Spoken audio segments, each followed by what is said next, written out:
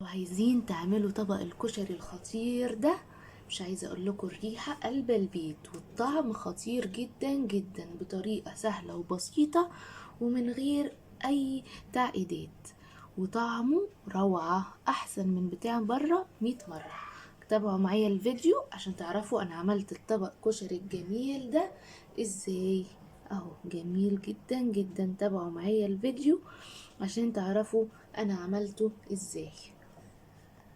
حاجة بولع على المكرونة اسلقها اهي مكرونة، وبولع على العدس اهو، بحط العدس واحط عليه مية واحط عليه ملح وفلفل، ملح وكمون، سوري، حبة ملح وحبة كمون، واعلي عليه النار لغاية اما المية تغلي، اوطي عليه واسيبه يستوي. وعندي كمان هنا اهو، عندي ده الحمص نقعته قبلها بيوم بالظبط، نقعته قبلها بليلة في ميه، وبعدين شطفته من الميه وحطيت عليه ميه وحطيت عليه برده ملح وحبه كمون ورشه بابريكا اهو، واسيبه يستوي. اذا ما عندكمش وقت تنقعوه ممكن تولعوا عليه على طول، بس هياخد معاكم وقت في السوا. برده فضلت معليه عليه لغايه اما الميه غليت وحطيت عليه واسيبه يستوي براحته. على ما الكلام ده كله يتسلق هكون انا بقى ايه اجهز حاجه الصلصه واقول لكم هنعمل الصلصه ازاي. نعمل بقى الصلصه بتاعتنا. هنحتاج حبه زيت اهو، عندي توم مفروم، عندي حوالي راسين توم فرماهم، عشان هعمل ايه الكشري بيحتاج دقة وصلصة فبنحتاج توم كتير. هبدأ بقى اقلب في التوم لغاية اما يبدأ يصفر. هنقلب في التوم بتاعنا لغاية لما يصفر، ننزل عليه ايه بالخل اهو، سيبه كده نقلب فيه كل شوية لغاية لما يصفر. على ما التوم بقى يصفر على النار كده، انا عندي بصلتين مقشراهم هقطعهم سلايس عشان اعمل البصل بتاع الكشري. اهي التومه قربت تصفر اهي، اكون مجهزه ازازه الخل جنبي عشان اول لما تصفر اقوم حاطه عليها الخل على طول اهي. فاضل لها بس دقيقتين. انا مقطعه عندي اهو بصل، مقطعه بصل كده اهو شرايح وفردته من بعض عشان يبقى مقرمش وحلو. وجبت ايه معلقتين دقيق وايه عملته في الدقيق كويس، خلطته مع الدقيق اهو عشان يبقى مقرمش ولونه ذهبي وجميل اهو. هنجهز طاسه فيها زيت، نحط زيت هنا في الطاسه اهو ونسيبه يسخن عشان ننزل فيه في البصل. معانا اهو التوم اصفر اهو، تقليبه كمان كده لغايه ما يبقى لونه ذهبي وحلو. بس في نفس الوقت اهو احنا مشغلين على الايه على الزيت بتاع البصل عشان نحمر البصل ونعمل وراه على طول الرز. يبقى كده كل حاجه جهزت. على ما الصلصه تستوي يكون الرز ايه استوى، وهقول لكم هنعمل ايه. ادي التوم اصفر اهو، هنحط بقى عليه الخل اهو، بس هنحط حوالي مثلا كوبايه خل كده اهي اهو، حطينا على التوم كوبايه خل. نحط بقى التوابل بتاعتنا مع التوم والخل ونسيبه يغلي غلوه، وبعدين معانا معلقه صغيره فلفل اسمر، يعني خليها نص معلقه صغيره اهي،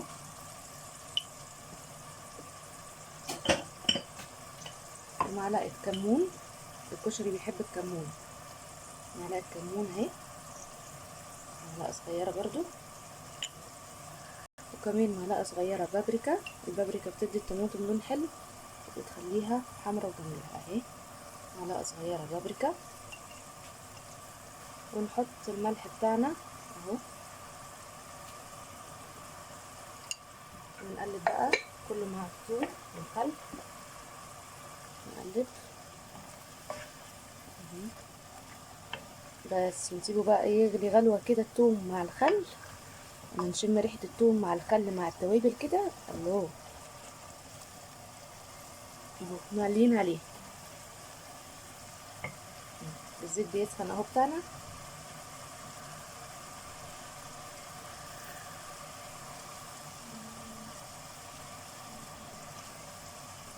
ديت. اول لما الخل يتشرب كده في الثوم شويه، هننقص من الخليط ده 4 معالق كبيره او 3 معالق، ونسيبهم على جنب عشان نعمل بيهم الدقه بتاعه الخل ودقه الشطه. هنجيب طبق صغير ننقص فيه 4 معالق كبيره اهو، 3.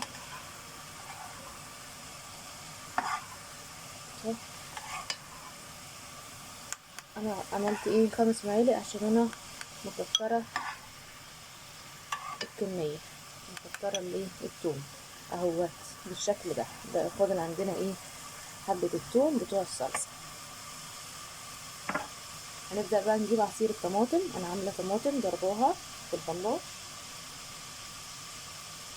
هننزل بقى بعصير الطماطم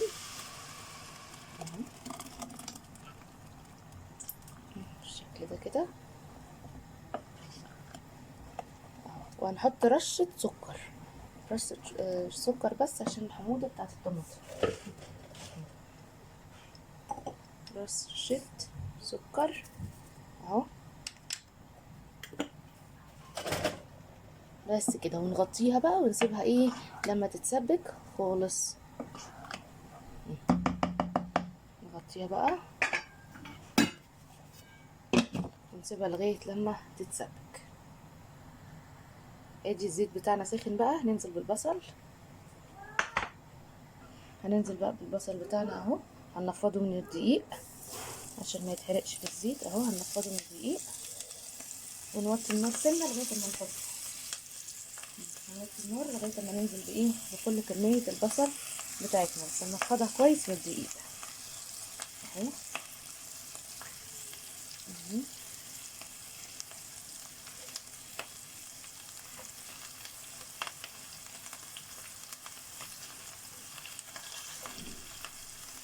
انا عامله بصلتين مقطعوهم زي ما انتم شايفين طرنشات كده، مفرطاهم من بعض، وحط عليهم معلقتين دقيق، وده جاب الدقيق اهو. وايه هنحط بقى على الزيت اهو واحده واحده، ونقلب الكلام ده لغايه لما البصل يبقى احمر ويبقى لونه ذهبي ومقرمش وجميل جدا. بس كده نبدا بقى النور بقى اللي احنا وطيناها اهو، ايه نقلبه كويس كده بقى، ونفضل نقلب فيه بقى عشان ما يتحرقش. هنفضل نقلب فيه لغايه لما يحمر ويبقى لونه ذهبي كده، ونقوم مطلعينه على ورقه منديل اهو بالشكل ده. هحمره واوريكم بقى عامل ازاي لما يتحمر. ادي البصل اهو بقى لونه ذهبي ومقرمش وجميل، سامعين صوت القرمشه اهو. طلعته على مناديل، سيبه ينشف بقى على المناديل. الزيت بقى بتاع البصل مش هنرميه، دي التكية اللي بتخلي ايه الكشري بتاع البيت يطلع طعمه قريب من بتاع بره. هنعمل ايه بيه بقى؟ هناخد منه حبة نسيبهم للدقة بتاعت الخل والدقة بتاعت الشطة، وهنحط منه معلقتين على الصلصة اللي احنا عملناها اهو. نحط كده منه ايه معلقتين على الصلصة اهو اللي انا عملتها. وهسيب بقى ايه هاخد منه حبة انقص حبة، واسيب الباقي احمر فيه الشعرية بتاعت الرز اهو. نقصت منه حبة، هبدأ احمر الشعرية بقى بتاعت الرز في الزيت هنا اهو. نزلت بالشعرية بقى اقلبها لغاية ما تحمر. نكون مجهزين، شوف هنعمل كام كوباية رز. لو انتوا هتعملوا مثلا 3 كوبايات رز او كوبايتين رز، هتحطوا كوبايتين مية مثلا في الكتل، سيبوهم يغلوا وتزودوا ربع كوباية عشان ايه عشان الشعرية.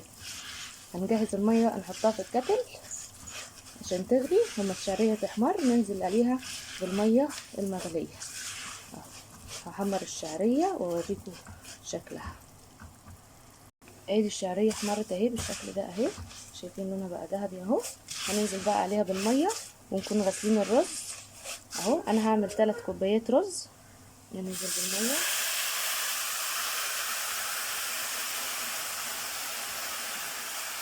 ونوطي عليها بقى لغايه لما ايه نجيب الرز ونحطه. انا عامله 3 كوبايات رز، على حسب بقى كام شخص هياكل. انا مكتره، لو انتوا مش عايزين تكتروا هتعملوا اقل من كده براحتكم طبعا جدا، على حسب كام شخص هياكل الاكل. اجيب الرز بقى اهو، انا نقلتها في الحله اللي هعمل فيها الرز. هنزل بقى بالرز بتاعي اهو،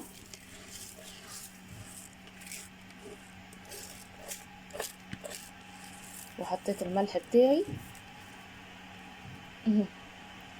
ونزلت بالرز اهو، هقلبه في بعضه واوطي عليه. طبعا الشعريه شربت الميه، فانا هزود ايه حبه ميه، بغلي حبه ميه كمان عشان احطهم عليه. هنعلي عليه بقى لغايه لما يشرب ايه الميه، ونقوم موطيين عليه خالص ونسيبه يستوي، وبعدين هرجع اقول لكم هنعمل ايه. شكل الصلصه اهي بعد ما اتسبكت معايا اهي، اهي تقلت طبعا اهي. عصرت عليها ليمونه بعد ما اتسبكت كده، عصرت عليها ليمونه وظبطت دقتها وظبطت الملح بتاعها. هزودها بقى حبه ميه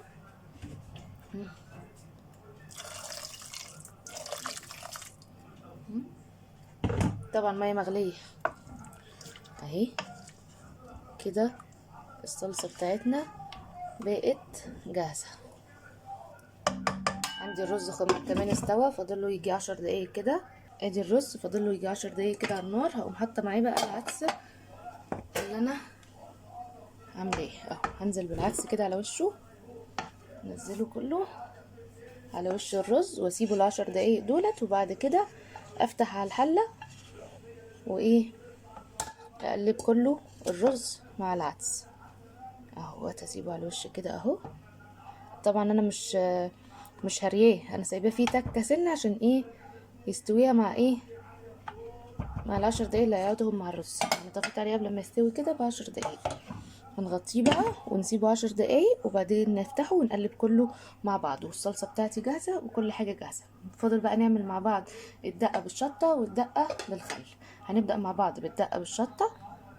هنحتاج مع بعض، انا واخده اهي، واخده حوالي 4 معالق من الصلصه اللي انا سبكتها، ومعانا عصير ليمون، دول حوالي 5 ليمونات عصرهم ومطلعه منهم البذر، ومعايا هنا كمون وبابريكا وحبه ملح، ومعايا شطه. تمام كده. هنبدا اول حاجه ننزل معانا، حطيت ملح اهي. عندنا الزيت اللي انا كنت عاملاه اهو ناقصه من البصل. هنزل بحبه زيت كده هنا اهي عليها حوالي معلقه كده كبيره. والثوم اللي انا كنت ناقصاه اهو، اللي انا كنت ناقصاه بعد ما حطيت عليه الخل، هاخد منه معلقه اهي كده، وانزل بشويه من التوابل بتاعتي اهي اهو. ونحط شطه بقى، اللي بيحبها حاميه يكتر الشطه نحط معلقه شطه اهي، وننزل بشويه خل، سنه خل كده اهي،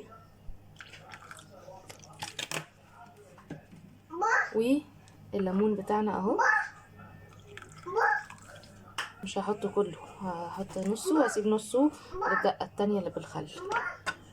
وايه نخففها بقى بحبه ميه مغليه كده اهي، ونقلب ندوب كل حاجه في بعض. هي بتبقى ايه خفيفه. حاسه انها عايزه حبه زيت كمان، ننزل بحبه زيت كمان اهو، ونقلبها ونخففها سنه ميه كمان. طبعا ايه زي ما انتوا بتحبوا، انا بحبها خفيفه عشان انا ايه الصلصه بتبقى تقيله عنها اهي كده. بقت ايه كويسه اهو كده، بقت كويسه. هندوقها بقى ونشوف هنظبط الملح بتاعها، ولو محتاجه شطه زودوا انتوا شطه براحتكم. بس كده احنا خلصنا ايه الدقه اللي بالشطه بتاعتنا. نيجي بقى عشان نعمل الدقه بتاعت الخل. محتاج طاسه عشان هننزلها على النار. هنحط الثوم اهو من اللي احنا كنا ناقصينه اهو، معلقتين توم. هي بتبقى معتمده الدقه دي على الثوم والخل. انا نزلت بمعلقتين كبار توم. هحط معاهم الزيت بقى الباقي اهو، الزيت الزيت اللي انا طلعته من البصل بقيته هنحطه هنا عليه. نحط ايه سنه من التوابل اللي احنا حطيناها على الدقه التانية اهو، ورشه ملح اهي، وننزل بعصير الليمون بتاعنا. ادي ليمون، وايه نحط خل، نكتر بقى خل شويه، نكتر خل شويه لانها بتبقى معتمده على الخل اهو. ونقلب كل بقى المكونات دي كده مع بعض اهي، ونخففها بالميه، ونخففها بالميه مغليه اهي. هحتاج سنه ميه كمان، هغلي لها حبه ميه كمان اهو. نزود سنه ميه مغليه كمان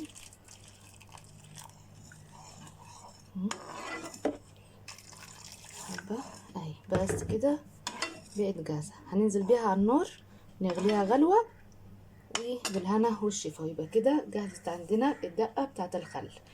هقدم بقى الطبق واوريكم شكله بعد ما اتقدم بقى جميل ازاي. الطبق اهو بعد ما طلع، ادي الرز استوى هو العدس، قلبتهم على بعض. غرفت اول حاجه طريقه التقديم بتبقى كالتالي: بغرف الرز والعدس اهو مع بعض، بعدين هجيب المكرونه. طبعا المكرونه لما بسيبها بتقفش في بعض كده، فاحنا محتاجين رشه ميه عليها كده ونقلبها عشان ايه ترجع تتفرفت من بعضها. ادي المكرونه اهو، هنزل بالمكرونه عليه اهي بالشكل ده كده. انا عامله مكرونه سباكيتي على مكرونه صغيره اهي اهي، على حسب بقى انتوا بتحبوا المكرونه الكشري كتيره ولا قليله. انا ما بحبش المكرونه كتيره قوي، يعني كفايه كده اهو. مكرونه اهي اهي بالشكل ده. بعدين هنجيب بقى الحمص بتاعنا ونحطه على الوش. هنبدا ننزل بقى برشه حمص كده على الوش اهي. مش عايزه اقول لكم الريحه خطيره، لازم تجربوا الطريقه دي وتقولي لي رايكم في الكشري اهوت بالشكل ده. برضو الحمص في ناس بتحب الحمص قليل، في ناس بتحبه كتير، براحتكم. التقديم ده بقى براحتكم جدا اهو. بعدين بقى نجيب البصل بتاعي اللي انا محمراه اهو، هننزل نرش بقى البصل عليه. الله الله الله اهو.